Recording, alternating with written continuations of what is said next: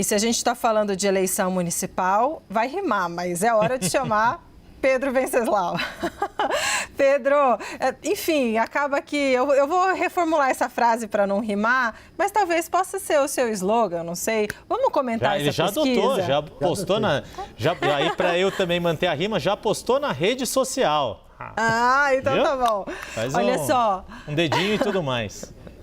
Datafolha em São Paulo, Nunes tem 55%, Boulos 33%, de acordo com o Datafolha.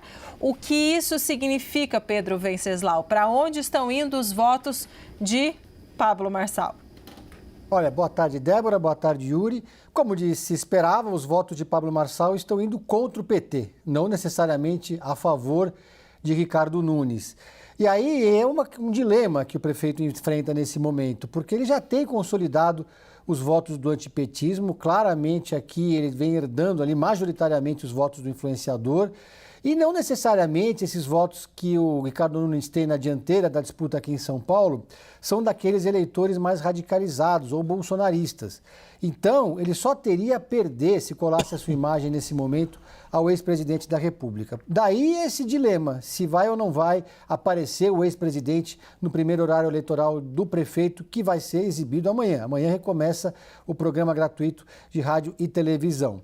E tem os números aqui muito interessantes. Por exemplo, 85% dos eleitores que votaram em Jair Bolsonaro em 2022 agora declaram voto em Ricardo Nunes. No primeiro turno, esses eleitores estavam com o Pablo Marçal, pelo menos a maioria deles.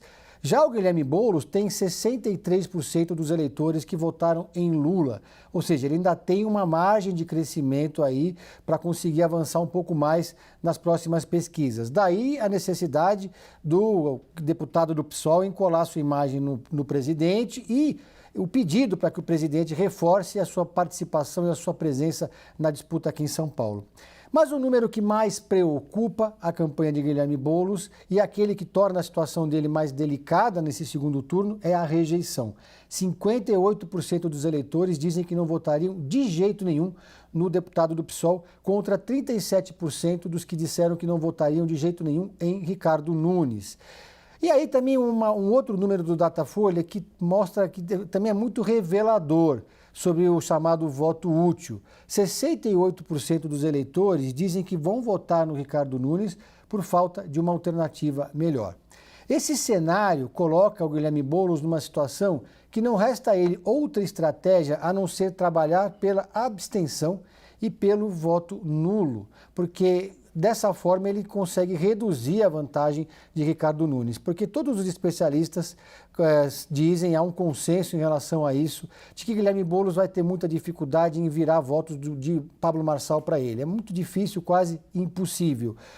O Renato Meirelles, do Instituto Locomotiva, tem uma avaliação um pouco diferente nesse aspecto. Ele diz que existe ali uma pequena fatia de eleitores jovens do Pablo Marçal, que são eleitores antissistema, e que por serem eleitores antissistema, não gostam de votar em quem está no poder, em quem está na máquina. Por quê? Porque o prefeito que está na máquina, geralmente, mesmo que ele seja de direita ou bolsonarista, ele não faz uma campanha levantando as bandeiras desse campo. Ele não vai ficar falando em escola sem partido, ideologia de gênero. Ele vai falar em buraco de rua, vai mostrar as obras que ele inaugurou. Então, você pode reparar que nas cidades onde Jair Bolsonaro não foi seguido pelos seus eleitores, onde teve divergências ou dissidências, são aquelas onde ele apoia os prefeitos incumbentes que estão no cargo. Prefeitos que estão em campanha sem levantar bandeiras bolsonaristas. E esse é o caso aqui em São Paulo, e é o caso também que vai nortear um pouco esse segundo turno.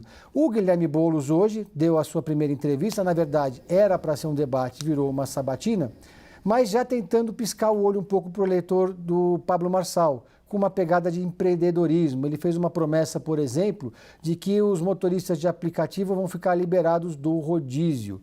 E aí, dessa forma, ele vai tentando se aproximar, no resto outro caminho para ele também, desse eleitor mais marçalista, por assim dizer, né?